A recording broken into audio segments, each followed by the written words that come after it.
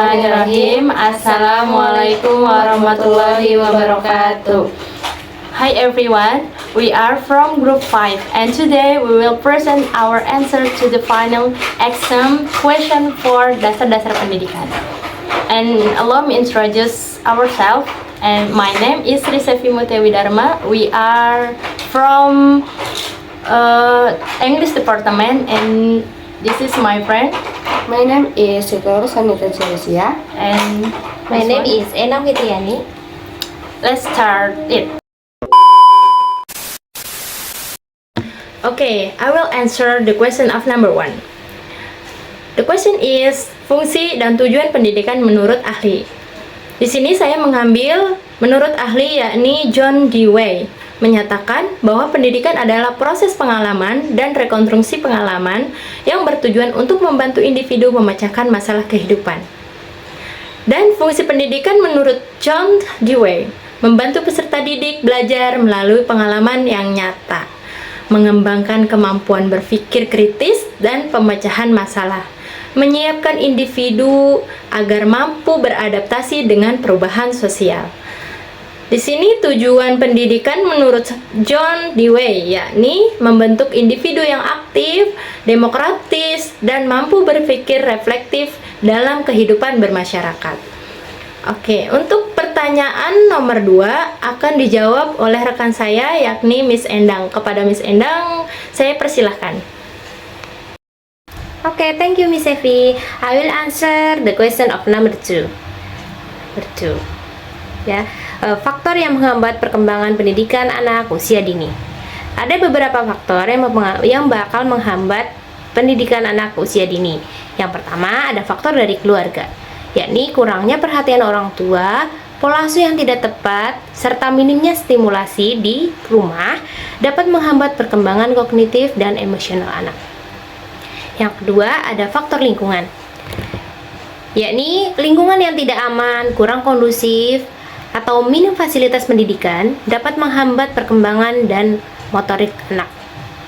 Kemudian yang ketiga ada faktor pendidik dan sarana, yakni keterbatasan tenaga pendidik yang kompeten serta kurangnya sarana pembelajaran yang sesuai dengan usia anak dapat membuat proses belajar tidak optimal. Kemudian jawaban nomor 3, yakni solusi untuk meningkatkan perkembangan pendidikan anak. Solusi yang disesuaikan dengan faktor pada soal nomor 2. Solusi untuk faktor keluarga bisa dengan cara meningkatkan peran orang tua dalam mendampingi anak. Yang kedua, memberikan pola asuh yang positif serta menjalin komunikasi yang baik dengan anak. Kemudian ada faktor penghambat kedua yaitu dan solusinya untuk faktor lingkungan, yakni menciptakan lingkungan belajar yang aman dan nyaman.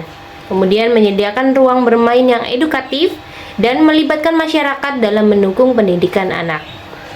Yang ketiga akan dilanjutkan oleh teman kita yakni Renita.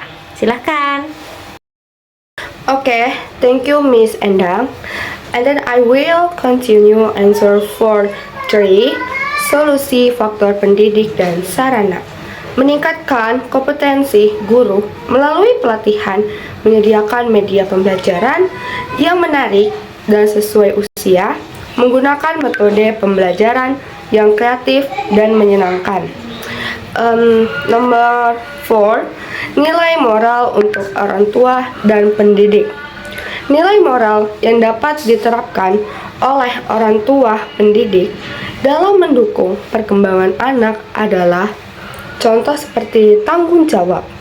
Tanggung jawab itu orang tua dan pendidik harus bertanggung jawab penuh terhadap tumbuh kembang anak. Dan nomor 2, kesabaran dan kasih sayang.